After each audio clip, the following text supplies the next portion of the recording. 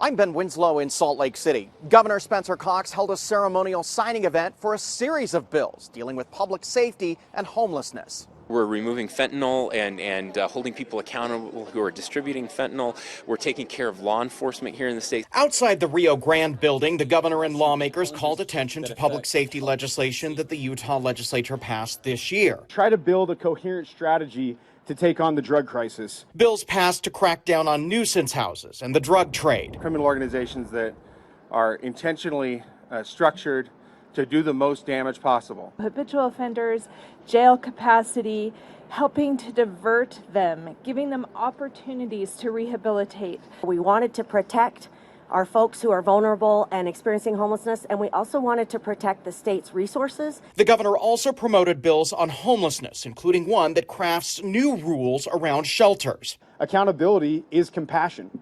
And so what this bill does is it enhances safety around homeless shelters. Supporters, like the chair of Salt Lake City's Ballpark Community Council, say they will help neighborhoods. A lot of these bills are going to add additional protections for residents and business owners around homeless resource centers, but even more importantly, the guests of the resource centers themselves.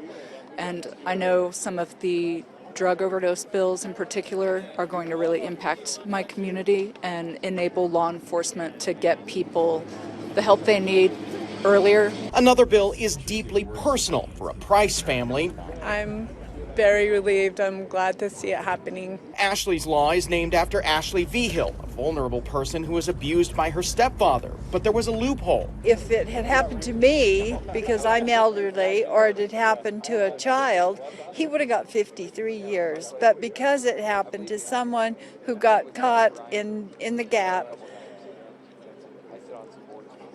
there was no mandatory sentence, and he could have walked away the same day. It does make a difference if the victim is incapacitated, they can't walk, they can't talk, they can't tell, and that the law needed to change, and it did. So these bills have been signed into law. Many of them will take effect in May. In Salt Lake City, Ben Winslow, Fox 13 News, Utah.